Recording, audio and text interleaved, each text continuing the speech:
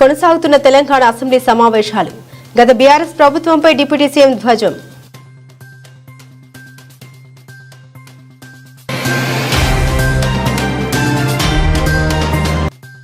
Election జమిలీ ఎన్నికల బిల్లుపై జరుగుతున్న చర్చకు వ్యతిరేకించిన కాంగ్రెస్ పార్టీ ఎంపీలు.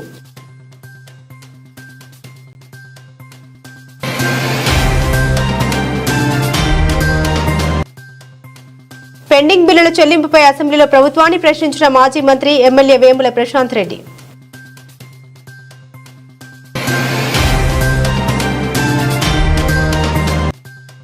పోలవరం ప్రాజెక్టు అథారిటీకి యాక్షన్ ప్లాన్ తెలియజేసిన సీఎం చంద్రబాబు. ఏప్రిల్ 2026 నాటికి పోలవరం ప్రాజెక్టు పూర్తి చేస్తామని వెల్లడించిన సీఎం. పరిధిలో 89,33,385 ప్రాపర్టీ రికవరీ చేశామని విశాఖ సిపి సంఘభ్రత బాగ్చి తెలిపారు.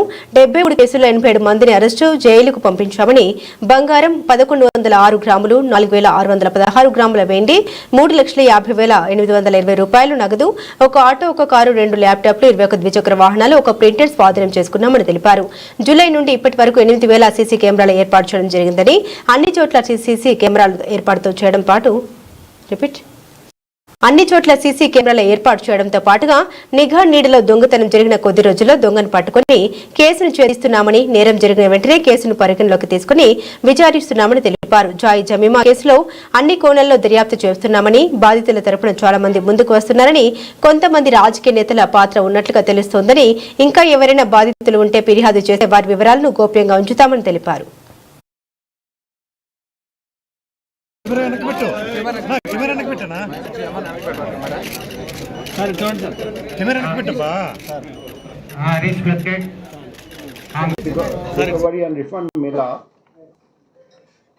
ప్రతి నెల మనం లాస్ట్ నెల కంటే బెటర్ రిజల్ట్ చూపిస్తున్నాం.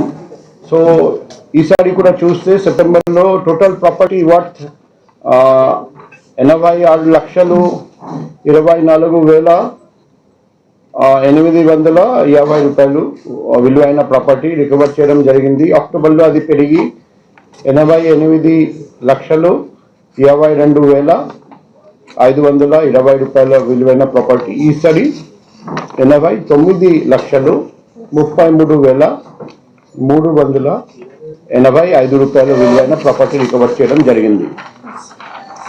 అందులో చూస్తే 73 కేసు డిటెక్ట్ చేయడం జరిగింది.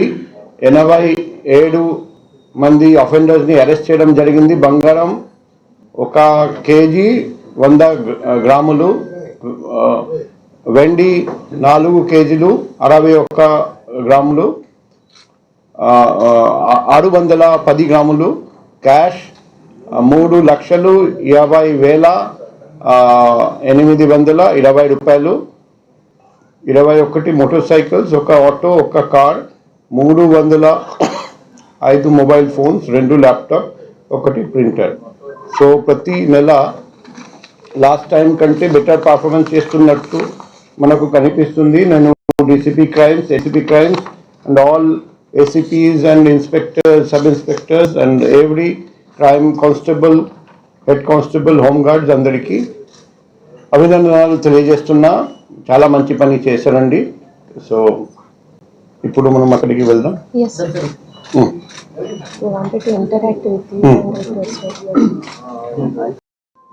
లాస్ట్ జూలై నుండి ఇప్పుడు వరకు దాదాపు 8,000 CCTVs మేము పెట్టాము పబ్లిక్ ఇనిషియేటివ్తో. అది కాకుండా లైట్స్ పెట్టడం జరిగింది, పోదలు క్లియర్ చేయడం జరిగింది. దానివల్ల ఆఫెన్స్ జరిగిన వెంటనే మేము రికవరీ చేస్తున్నాం. మీరు రెగ్యులర్గా సోషల్ మీడియా పోస్ట్ కూడా చూస్తే చాలామంది ఆఫెన్స్ జరిగిన వెంటనే వైజాగ్ సిటీస్ మా ప్రాపర్టీ రికవర్ చేశారని ధన్యవాదాలు తెలియజేస్తున్నారండి. మొన్న నేను వాల్టీఆర్ క్లబ్లో ఒక లెక్చర్ ఇవ్వడానికి వెళ్ళాను. అక్కడ కూడా ఒక పార్టిసిపెంట్ లేచి నా మొబైల్ ఫోన్ పోయిన 2 గంటల్లో వైజాగ్ సిటీ పోలీస్ రికవర్ చేశారని చాలా అప్రిషియేట్ చేశారండి. సో ఒకవైపు పెట్రోలింగ్ పార్టీ పెంచడం, బీట్ సర్వీస్ పెంచడం, మరోవైపు ఈ సీసీటీవీ, లైటింగ్, పొదలు క్లియర్ చేయడం, ఇప్పుడు క్రైమ్ అవేర్నెస్ మీటింగ్స్ అన్నీ మనం పెడుతున్నాం. ప్రతి గేటెడ్ కమ్యూనిటీకి వెళ్ళి అక్కడ సీసీటీవీ, లైటింగ్, పొదలు క్లియరింగ్, LHMS యాప్. మరోవైపు ఎవరు ఆ కానిస్టేబుల్ తప్పు చేస్తాడో అతని మీద రిపోర్ట్ పంపడం, 2 చేయమని చెప్పాము. ఇటువంటి కేసెస్లో ఫస్ట్ ఇప్పుడు విక్టిమాలజీ అని ఒక బ్రాంచ్ ఆఫ్ క్రిమినాలజీ ఉంది. అందులో విక్టిమ్స్కి, బాధితులకు ఎలా న్యాయం జరుగుతుంది దాని మీద ఫోకస్ ఉంటుంది. శాసన మండలిలో బీఆర్ఎస్ ఎమ్మెల్సీ కల్వకుంట్ల కవిత సంచలన వ్యాఖ్యలు చేశారు. మూసీ నది విషయంలో DPR ఆధారంగా అంచనా వ్యయాలు ఉంటాయని ప్రభుత్వం చెబుతుంది. కానీ 4100 కోట్లు కావాలని ప్రపంచ బ్యాంకును ప్రభుత్వం ఆశ్రయించినట్లు నిర్దిష్టమైన సమాచారం ఉంది. మాకు ప్రపంచ బ్యాంకుకు ప్రభుత్వం ఆశ్రయించిన విషయం వాస్తవం కాదా? DPR తయారు కాలేదని ప్రభుత్వం ఈ రోజు సభకు చెప్పింది. ఏ తేదీన ప్రభుత్వం ప్రపంచ బ్యాంకు సహాయం కోరుతూ ప్రతిపాదన పంపించింది. మూసీ కోసం 14,100 వ్యయం అవుతుందని రిపీట్. వాస్తవమైతే సభను ప్రజలను ఎందుకు తప్పుదోవ పట్టిస్తున్నారు? సభను తప్పుదోవ పట్టిస్తే అవసరమైతే ప్రివిలేజ్ మోషన్ ను ప్రవేశపెడతాం. మూసీ నది గర్భంలో నివసించే 309 కుటుంబాలు వాళ్ళంతట వాళ్ళు ఖాళీ చేసి వెళ్లిపోయారని ప్రభుత్వం చెబుతుంది. కానీ విధారకమైన వీడియోలను చూస్తే ప్రభుత్వం చెబుతున్నది అవాస్తవమని స్పష్టమవుతుందన్నారు. ఫస్ట్ పాయింట్ లో చాలా క్లారిటీగా the estimated cost to be incurred for the project will be ascertained upon the finalization of the detailed project report అని చెప్పారు సార్ వారు. అయితే దీనికి ఆపోజిట్గా నిర్దిష్టమైనటువంటి సమాచారం మా దగ్గర ఉంది సార్. వరల్డ్ బ్యాంక్లో ఈ ప్రభుత్వం 4,100 కోట్లు మాకు కావాలి మూసీ సుందరీకరణ ప్రాజెక్ట్ కోసం అని చెప్పి వరల్డ్ బ్యాంక్కి సబ్మిట్ చేసింది సార్. ఈ గవర్నమెంట్ సబ్మిట్ చేసిన మాట వాస్తవమా కాదా? చేసుంటే అది ఏ తేదీన చేశారో ఇంపార్టెంట్ సార్. ఎందుకంటే ఇవాళ 16వ తారీఖు, ఇవాళ 17 డిసెంబర్ సార్. 17 డిసెంబర్లో హౌస్లో మనకిచ్చిన సమాధానం DPR ప్రిపేర్ కాలేదని సార్. మరి వీళ్ళు వరల్డ్ బ్యాంక్లో DPR ప్రిపేర్ కాకుండా 4,100 కోట్ల లోన్ కావాలని ఎప్పుడు అడిగారు? ఆ డేట్స్ ఏంటి దయచేసి ప్రభుత్వం క్రిస్టల్ క్లియర్గా ప్రజలకు చెప్పాల్సినటువంటి అవసరం ఉంది సార్. అట్లానే MRDCL అనేటటువంటి కన్సార్టియంని ఆన్బోర్డ్ చేసుకున్నాము. ఇంకా కూడా మేము DPR ప్రిపరేషన్ చేస్తూ ఉన్నామని చెప్తా ఉన్నారు సార్. నిన్నగాక మొన్న మనం గౌరవ ముఖ్యమంత్రి గారిని చూసినాం సార్. వారు ఢిల్లీకి వెళ్ళి అక్కడ కేంద్ర మంత్రి కిషన్ రెడ్డి గారిని కలిసి 14,000 కోట్ల రూపాయలు మాకు మూసీ అభివృద్ధికి కావాలని చెప్పి అడగడం జరిగింది సార్. మరి అది ఏ ప్రాతిపదికన అడిగినారు? మీకు DPR లేకపోతే మూసీ దగ్గర మీరు 14,000 కోట్లు ఏం ప్రాజెక్టుల కోసం అడిగినరు, ఎందుకోసం అడిగినరు? మరి ఒకవేళ అవి రెండు వాస్తవం అయితే సీఎం గారు 14,000 కోట్లు అడగడం, అట్లానే వరల్డ్ బ్యాంకుకు మీరు అడగడం వాస్తవం అయితే మరి ఇక్కడ మమ్మల్ని తప్పుదోవ పట్టిస్తున్నారా? సభ సాక్షిగా మీరు తప్పుడు సమాచారం ప్రజలకు, సభ్యులకు ఇస్తున్నారా? ఇట్లా ఇచ్చినట్టయితే అధ్యక్ష మేము మా పార్టీలో కూడా డిస్కషన్ చేసుకుంటాం అధ్యక్ష. ప్రివిలేజ్ మోషన్ కూడా అవసరమైతే ఆలోచన చేసి మూవ్ చేస్తాం అధ్యక్ష. ఎందుకంటే సభను తప్పుదారి పట్టించడం నిజంగా దారుణం అధ్యక్ష. ఇంకా వీరు ఇచ్చినటువంటి ఆన్సర్స్ లో మీరు చూసే గమనిస్తే అధ్యక్ష, ఓన్లీ 309 కుటుంబాలు వాళ్ళు రివర్ బెడ్ ఏరియాలో ఉన్నారు కాబట్టి వాళ్ళంతటా వాళ్ళు ఖాళీ చేసి వెళ్ళిపోయారని చెప్పారు అధ్యక్ష. అది డెఫినెట్ గా వీడియోలు, హృదయ విదారకమైనటువంటి వీడియోలు చూసిన వాళ్ళు అవాస్తవం అని అంటారు అధ్యక్ష. But because in the house you are committing sir that you have given for 309 families have given consent. నేను సభ ద్వారా అడుగుతా ఉన్నా అధ్యక్ష, గౌరవ స్పీకర్ గారికి మరి ఆ 309 కుటుంబాలు ఏదైనా కన్సెంట్ లెటర్ సైన్ చేసి ఉంటే అది ఇవ్వమని నేను కోరుతా ఉన్నా అధ్యక్ష. ఎందుకంటే కింద ఇంకొకటి వారు ఏం చెప్పారు, 181 కుటుంబాలు తమంతట తామే వారి ఇళ్లను కూల్చుకొని వెళ్ళిపోయారని చెప్పారు అధ్యక్ష. ఇది వినడానికి కూడా దారుణంగా చాలా హాస్యాస్పదంగా ఉంది అధ్యక్ష. మరి ఆ 181 కుటుంబాలు ఏదైనా కన్సెంట్ లెటర్ ఇచ్చాయా ప్రభుత్వానికి, ఉన్నదా అనేటటువంటి అంశం మేము అడుగుతా ఉన్నాం అధ్యక్ష. ఎందుకంటే ప్రజల్లోకి వెళ్ళినప్పుడు మూసీ పరివాహక ప్రాంతంలో పర్యటన చేసినప్పుడు మరి అక్కడ బుల్డోజర్లు రావడం, కూల్చడం, హృదయ విదారకమైనటువంటి సన్నివేశాలు అందరం కూడా గమనించినాం అధ్యక్ష. మరి అవేమి మెన్షన్ చేయకుండా ఈ 300 కుటుంబాల గురించే ప్రభుత్వం చెప్తా ఉంది కాబట్టి వారేమన్నా కన్సెంట్ ఫామ్ ఇస్తే మీ ద్వారా ఇవ్వవలసిందిగా నేను కోరుతా ఉన్నాను అధ్యక్ష. ఈఎంఐ ప్రభుత్వం కడుతుందా, ఈ 3 అంశాల మీద స్పష్టత ఇవ్వాల్సిందిగా కోరుతా ఉన్నాను అధ్యక్ష. అసెంబ్లీ సమావేశంలో భాగంగా ఈ రోజు రాష్ట్ర అప్పులు రుణ పరిమితిపై డిప్యూటీ సీఎం మల్లు భట్టి విక్రమార్క మాట్లాడారు. ఈ సందర్భంగా గత బీఆర్ఎస్ ప్రభుత్వంపై ఘాటు విమర్శలు గుప్పించారు.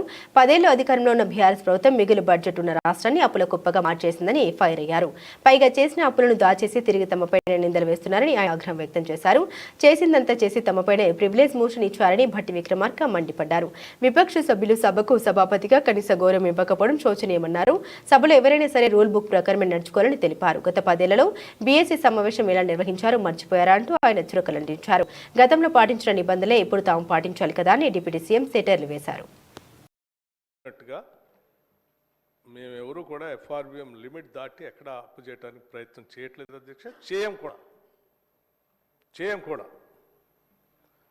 మేము చాలా స్పష్టంగా ఎఫ్ఆర్బిఎం యాక్ట్ని అమలు చేయటమే కాకుండా ఇంకా సాధ్యమైనంత వరకు అంతవరకు కూడా కాదు, ఇంకా వీళ్ళు తగ్గించుకుంటూనే పోవాలనేది మా అందరి ఆలోచన. కాకపోతే 10 సంవత్సరాలు చేసిన విధ్వంసాన్ని మొదటి సంవత్సరంలోనే పూర్తిగా సరిచేయలేము కాబట్టి కొంత ఆ అప్పు 66,000 కోట్లు అది కంపల్సరీ ఆర్బీఐ నుంచే డిడక్ట్ అవుతుంది కాబట్టి కొంత తప్పనిసరి పరిస్థితిలో కొంత అప్పు చేసాం. ఆ అప్పు కట్టడానికి ఆ చేసిన అప్పు ఇంకా రాష్ట్రం నుంచి వచ్చిన ఆదాయాన్ని కూడా కలిపి కట్టాము అధ్యక్ష. 52,000 చేస్తే 66,000 కోట్లు చేసాం.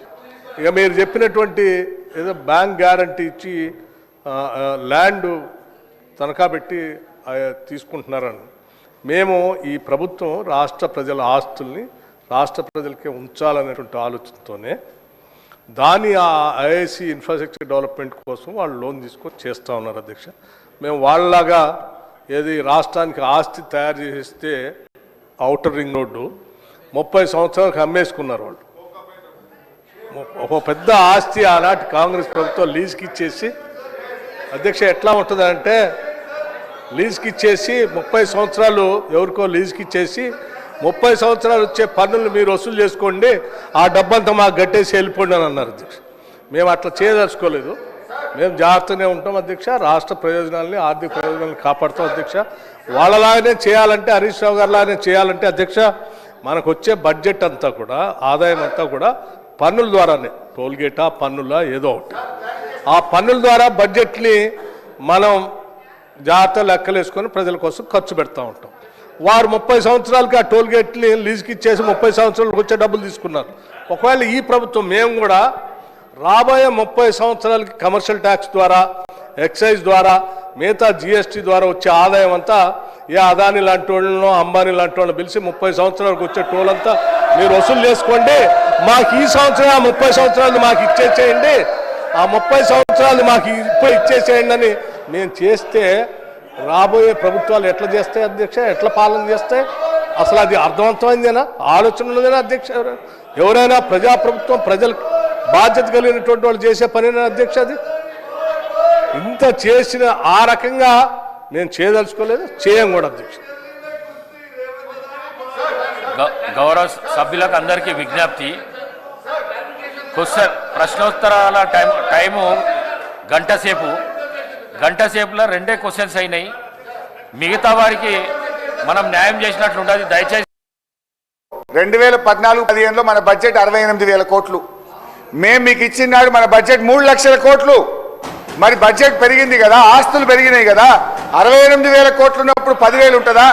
నేను చెప్తాను సార్ అధ్యక్ష, 2014-15లో పవర్ సబ్సిడీ 2,400 కోట్లు కట్టాం. 15-16 4,000 కోట్లు కట్టాం. 16-17 3,675 కోట్లు. 17-18 4,000 కోట్లు. 18-19 5,000 కోట్లు. 19-20 5,100 కోట్లు. 20-21 10,000 కోట్లు. 21-22 11,000 కోట్లు. 22-23 11,000 కోట్లు. 23-24 12,000 కోట్లు బడ్జెట్లో పెట్టాం. మేము చేసిన దాన్ని చెప్తుంటే ఆయన సభను తప్పుదో పట్టించే విధంగా ప్రయత్నం చేస్తుండు. We come well fully prepared. మీరు ఏది అడిగినా తప్పకుండా సమాధానం చెప్పేదానికి ప్రిపేర్ అయ్యి వస్తాం తప్ప మేము తప్పుదో పట్టించాం. వాస్తవాలే మాట్లాడటం తప్ప అవాస్తవాలు మీలాగా చెప్పాం. మీలాగా రాజకీయ ఉపన్యాసాలు ఏం, స్ట్రైట్ గా చెప్తున్నాం. ఉచిత విద్యుత్తుకు 65,000 కోట్ల రూపాయలు. హరీష్ రావు గారు ఏమన్నారంటే వ్యవసాయానికి 60,000 కోట్లు ఏదో ఖర్చు పెట్టారని చెప్తున్నారు. అధ్యక్ష ఎన్ని సంవత్సరాలు అధ్యక్ష వీళ్ళు పాలన చేసింది? 10 ఏళ్ళు కదా. నెలకు ఎంత అధ్యక్ష? ఎంత కట్టాలి అధ్యక్ష? మీరు కట్టారా? నెలకు ఎంత కట్టాలో చెప్పారా? నేను అదే అడుగుతున్నా. నిన్ను 10 ఏళ్ళు ఎంత కట్టాలి మీరు? ఎట్లా అధ్యక్ష? సంవత్సరానికి 11-12 వేలు కట్టాలి. 10 ఏళ్ళు చేశారంటే 1,00,000 కోట్లు పైబడి కట్టాలి వీళ్ళు బిల్లులు. 60 కట్టినా ఆయనే చెప్తా ఉన్నాడు. అంటే 40,000 కోట్లు అట్లా పెండింగ్ పెట్టి పోయాను మీరు భారం అని చెప్తా ఉన్నారు కదా అధ్యక్ష.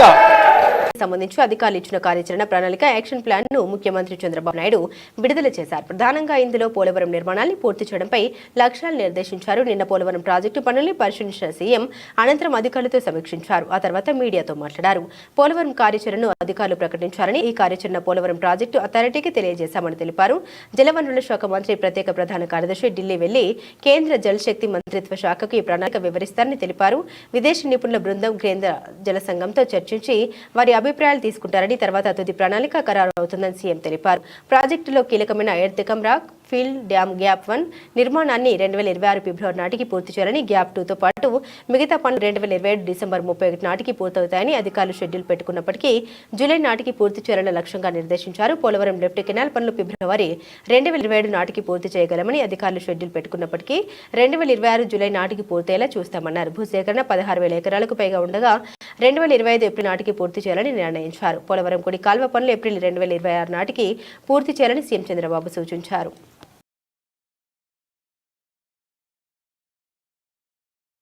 మెషరబుల్ మాత్రం 2,400 కోట్లు, కాస్ట్ ఎక్స్లవేషన్ ఇంకొక 2-3 వేల కోట్లు, పవర్ ప్రాజెక్టు అదొక 2-3 వేల కోట్లు, ఒక 10-15 వేల కోట్ల రూపాయలు మినిమం ఉంటుంది. మళ్ళా ఆ బెనిఫిట్ చుట్టూ అది ఇన్మెషర్. ఈ నీళ్లు తీసేపోయి పంటలు పండుంటే పంటల్లో వచ్చే ఆదాయం అదనం. అది ఒక్కసారి జిఎస్టిపి పెరిగిన తర్వాత ఆ జిఎస్టిపి పైన మళ్ళీ ఆదాయం వస్తుంది, వెల్త్ వస్తుంది, డబ్బులు వస్తాయి. ఇదే ఒక మూమెంట్ అవును, ఒక స్పైరల్ మారిగా అన్ని నాశనం.